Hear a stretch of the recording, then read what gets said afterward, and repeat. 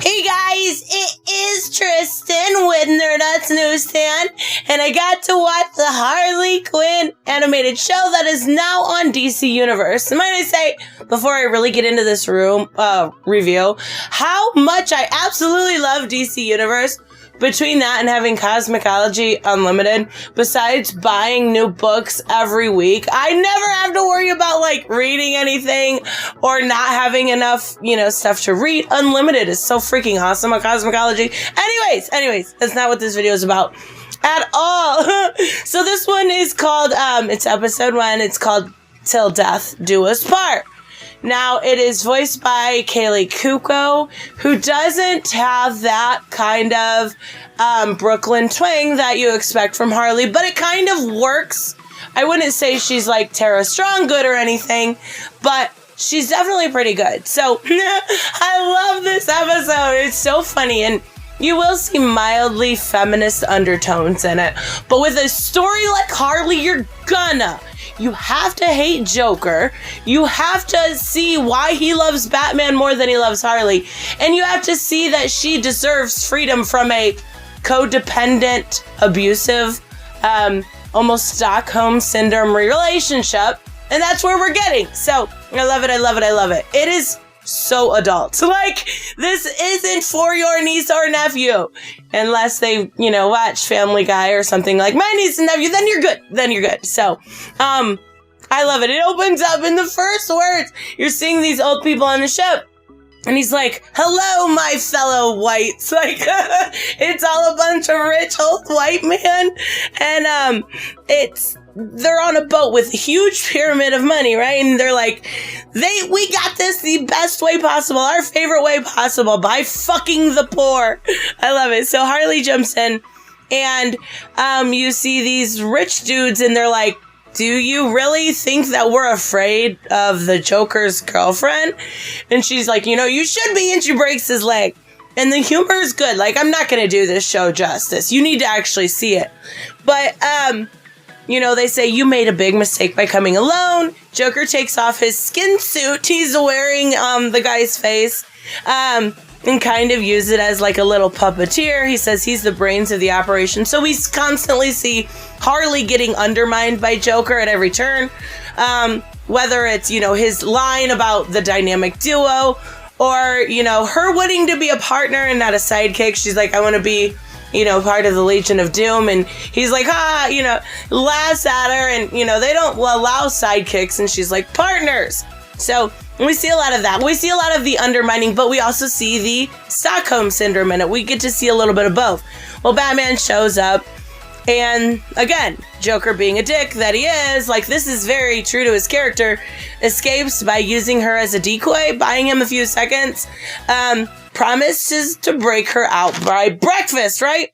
So she gets arrested, and then we get our first introduction of the Gordon character, and it's not Gordon, but it's still hilarious. He's a drunk, and there's this back and forth about a bunch of jokes about Batman fucking bats, literally fucking bats. Well, we know Batman doesn't fuck bats. He doesn't even fuck Selena with the way she acts. But anyways, we see this first romanticized version of Joker proposing to Harley, which will come out, to find out that it wasn't true.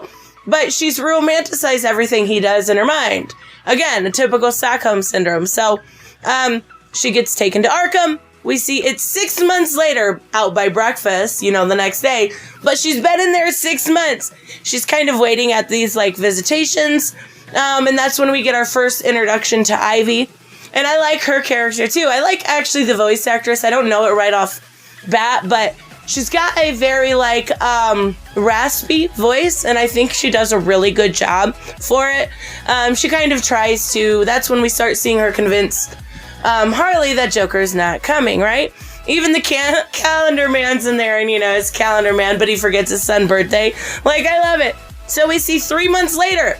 So it's been 9 months since Joker let her go to Arkham. And her and Ivy, Harley and Ivy, are basically beating up a bunch of guards. Ivy is still trying to convince her Joker's not coming.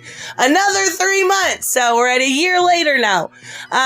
They're in a lunchroom. Ivy, again, trying to convince her that he's not coming, and Harley does this, "You don't know him like I do." Typical abusive woman relationship that would say like something along those lines, or it was an accident, something like that. So it's pretty typical, but we do get to see some of the Batman rogues. We see Deadshot, we see Enigma, we see Man-Bat, we see a lot of the good ones. We see, like I said, Calendar Man and Croc. Like, they do a good job of putting these guys in the background.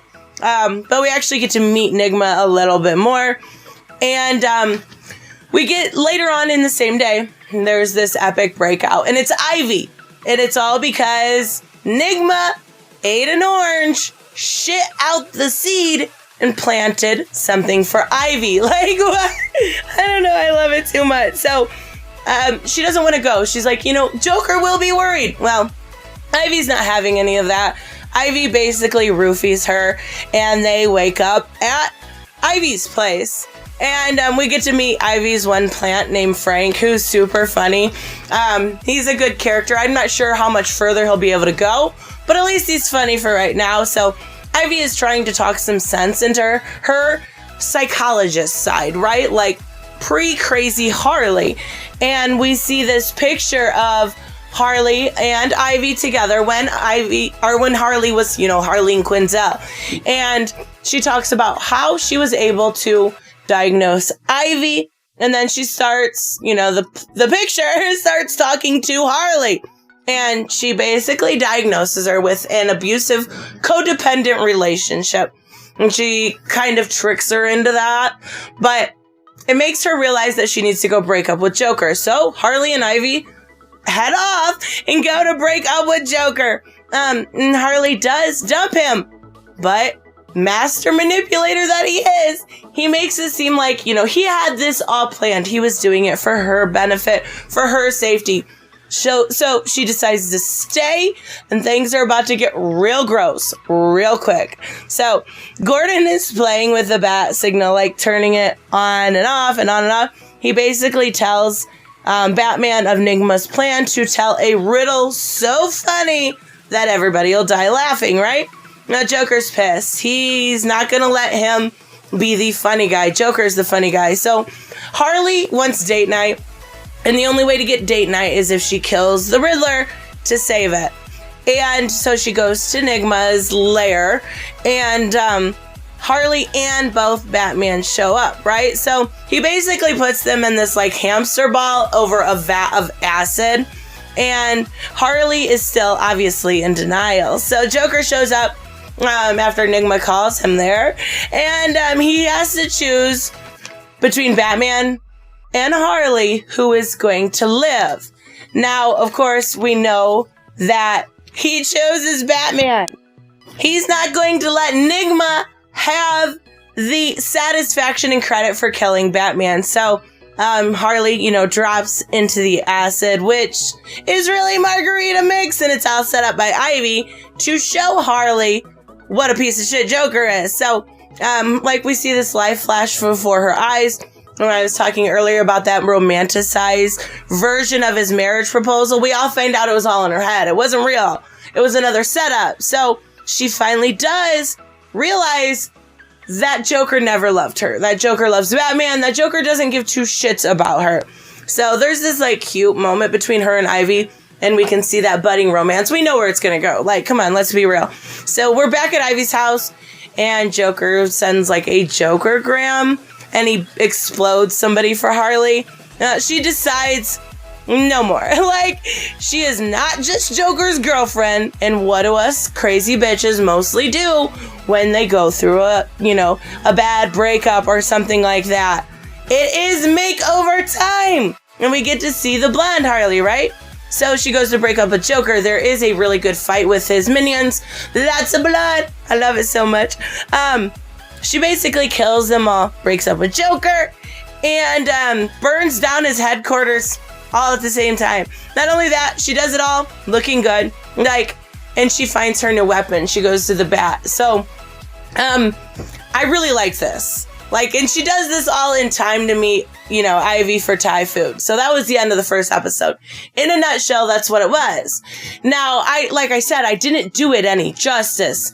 There's a lot of cussing, there's a lot of jokes, there's a lot of sexual innuendos, there's a lot of comic references, there's a lot of good that this could be. This could end up being really, really good. Like, I'm excited for it. I obviously have always loved Harley, and I've said she's best as Joker's punching bag, right? Well, I actually think she's second best with Ivy, and I think this could be really good moving forward. I'm definitely gonna keep up with it, because I laughed the entire time. Like, it was fucking hilarious. I love every single bit of it. So, if you've seen this episode, let me know what you guys think. Of course, in the comment section below. I read every comment.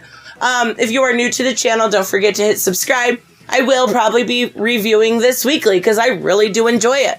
Also, if you want to help support the channel, links are in the description. And I will see you guys in the next one. Bye-bye. And I want to give a huge shout out to my Subscribe Star and Patreons. You guys literally make this channel possible. Thank you so much, Sanjuro, Way Else One, BG Torrance, Black Knight Fool, Brucey, Grand Smear, Jeffrey Allen Carnes, Jeremy Burtz, Mike Buckner, Robert, and Timothy French. You guys are freaking amazing. Thank you so much, and make sure you like and subscribe, and I will see you guys in the next one. Bye-bye.